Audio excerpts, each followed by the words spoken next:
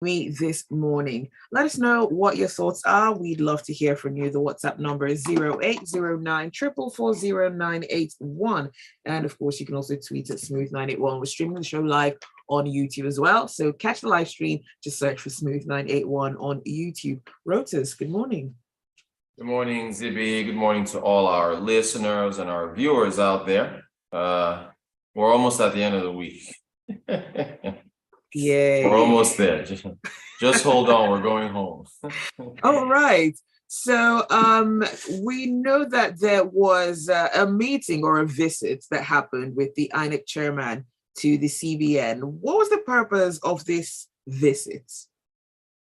Yeah, the CBN is pretty important to INEC in that they house election materials. They use bullion vans to transport them around parts of the country. They also help in facilitating foreign exchange for the importation of election materials like the BVAS, the POS, PVC, card readers, and so on and so forth. Also service providers who facilitate the logistics of the elections.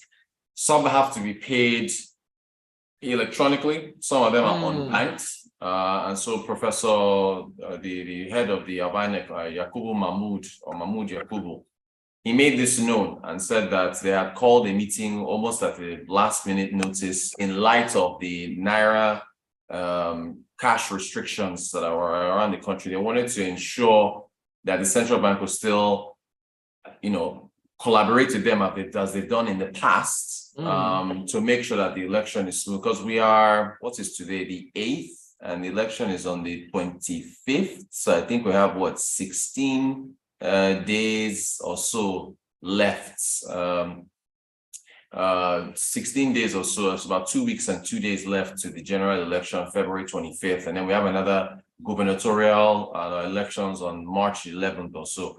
So they wanted to make sure about that. That was what the INEC chair, he was basically seeking assurances from the central bank that, logistics-wise, payments. And I thought that was very interesting that some of the facilitators or the people they work with, the service providers, some of them are unbanked. I thought that was pretty interesting. So that's what they were seeking assurances, because D-Day is almost here. Yeah. All right. Yeah. So they were seeking assurances. And what was the CBN's response to INEC? We know what INEC wants, but what is CBN saying? What can we give? What can't we do? No, they gave him a full assurance. He said there's no foreign exchange being owed for the importation of any machines to facilitate the election. He said that they have their full assurance that the CBN will make sure that it does its part in terms of trying to get materials where they need to be. And yeah, it just pretty much it was a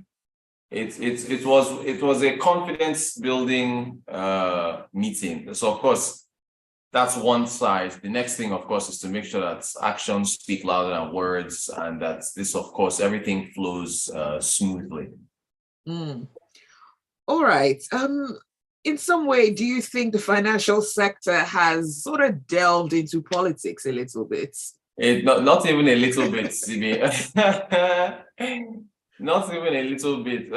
It has, for people who are at universities in Nigeria, this has served to be a pretty good case study for, monetary economics in terms of currency redesign. We saw this in India, so we've seen this happen before. But, for Nigeria to go through her first currency redesign in 19 years or so, it's been very interesting. And then all the talk about whether or not restricting cash would impact inflation if there's less cash around to buy things. So if you're a university student, if you're studying finance, even if you're not, just somebody who is just a passive, who's just passively paying attention, it has been quite an interesting. But yes, it has. Financial services has completely fallen into the political space. This has now become an issue that governors are picking up. that politicians everywhere pick up. It's not an election point, an election talking point. History will show, we'll go back and remember this with respect to how things played out. But we should not forget that Nigerians are facing difficulties in accessing cash, difficulties in accessing fuel. There doesn't seem to be any headway in terms of the fuel scarcity. So from a theatrical standpoint, yeah, it's been very interesting and entertaining, but the reality is that people are facing difficulties. All the authorities are doing what they can in order to try to reduce the hardship that people are facing. But yeah, the financial services sector is now completely in the realm of politics. And, 2 weeks to go to the election. What else can you ask for? Well, let us know what your thoughts are. The WhatsApp number again is 0809 444 0981. And you can also tweet at Smooth981. Benga says, is it economically wise to give distribution of election material to a politically exposed transport union or arm of the government giving our environment? Yeah, historically, that's the relationship has always been that way because the CBN moves cash around, right? This heavy security that is used to secure the cash that moves around the country would theoretically be involved in moving sensitive election material. I mean, INEC has their own facilities, but then it's a collaboration between the two. So that relationship has historically existed already. It's already in place. Okay, so let's talk about petrol. And yesterday, there were 2 letters from the Maiduguri branch of IPMAN, which is the Independent Petroleum Marketers Association of Nigeria. Now, the first, I beg your pardon, called for suspension of services. And then hours later, it's called off this so-called suspension. What exactly happened? Yeah, it was very interesting yesterday because initially there was some people thought that it was nationwide before they looked at scrutinized the letter properly and saw that it was just IPMAN. Just let me read what the first letter said. The first letter said, following the critical situation as it affects our sourcing and selling of products, that is fuel, at a loss, and the action of the authorities to impose the selling of products at a loss price on our side, you are all hereby directed to suspend selling at all filling stations and also suspend payment of ordering products from source until further notice. And then hours later, they now said, oh, after consultation with the powers that be or whatever, this is called off. So look, there's the fact that the marketers who on the other side are also being blamed for hoarding fuel and causing all this fuel scarcity. So the fingers are being pointed at them from government. But the marketers are saying that they are selling fuel at a loss and the price needs to go up. That 185 price is not realistic. And look, this is what has been going on and on and on. NNPCL says, well, it's a logistics issue, getting the tankers from the depots all the way to the retail centers. That's what's causing scarcity. So that's the back and forth. But the point is that, the downstream sector needs to be deregulated and fuel prices have to go up. Because check this out, NNPCL said that there's smuggling, right? And that tankers are being smuggled across the border into neighboring countries that sell fuel at a significantly higher price than Nigeria. So your Cameroon, your Chad, your Niger, and all these other countries, people are buying fuel cheaply here and then selling it at a massive profit. So there's arbitrage. And arbitrage is when you have a mispricing of an asset in different locations. So, what do you want to do? So, and then the president will tell you, and other people say that we should beef up security and, clamp down on the borders. But I think, so what else would make sense would be to just raise the price of fuel and remove the incentive to smuggle it across the border. Now, of course, when you raise the price of fuel, you are going to see what's been happening with diesel, where diesel has just skyrocketed.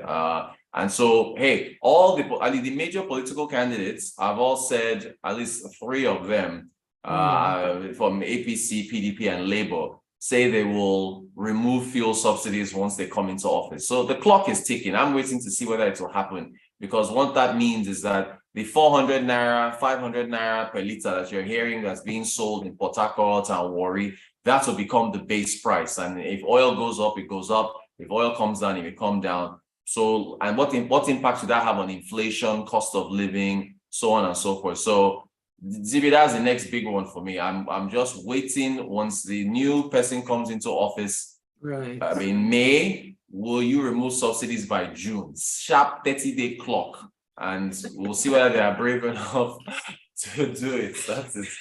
Whoever it is will certainly not have an easy time with that process. We will not. Good luck in advance.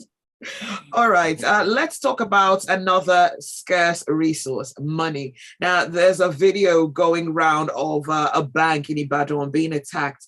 Is this, an accumulation or a combination of naira scarcity or field scarcity, or is it one or the other?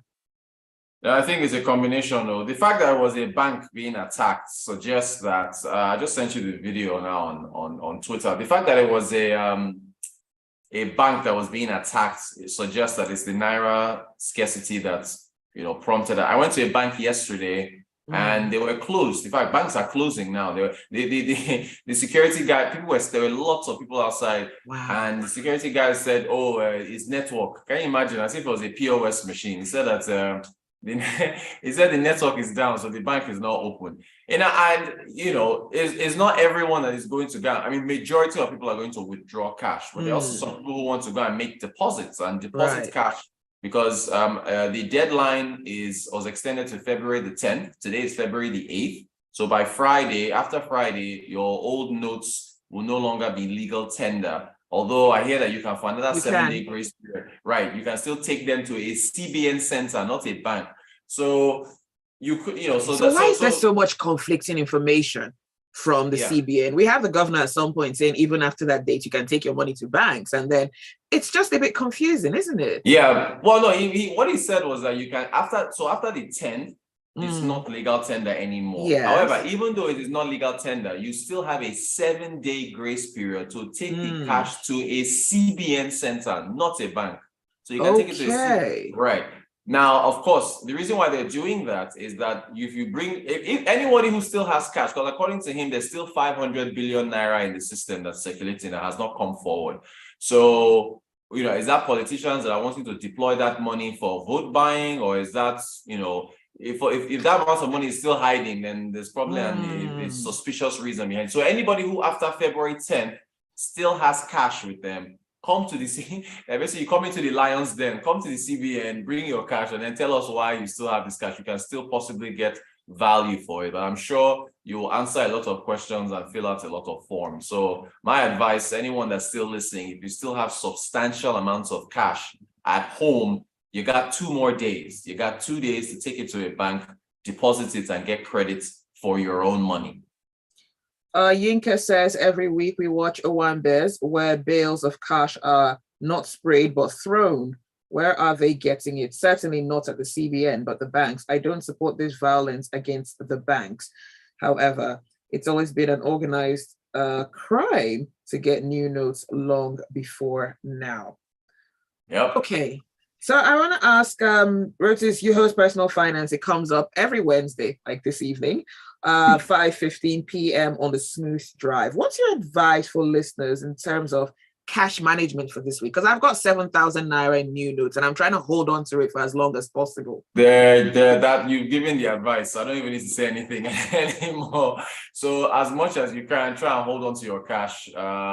And try and utilize electronic channels. But cash is really it's king right now. It's gold. Do not spend it frivolously. Because I think things will ease up after the election period, but that's 2 weeks to go. So imagine you've really got to be tight with your cash right now for the next 2 weeks and only spend on it. Electronic channels are still there, of course, so you can still use your debit card transfers, but then the system is there's still a bit of a glitch here and there. So just hold on to your cash and please only spend on essentials because you need it. One last message. This one's from Benga. I do not see what the efforts of the governments are to resolve this problem, or whatever it is that they're doing is half-hearted. It's not urgent or decisive. All right. People have to see action. Benga wants to see action. The people of Nigeria want to see. They don't want to hear words. They want to see action. So that's a very valid message there from Benga. All right. Well, thank you, Rotus, for being on the show this morning. Thanks, Zibby, and thanks everybody for your messages. I guess I'll catch you guys tomorrow. All right, do stay with us. There's a lot more to come on the Smooth Breakfast.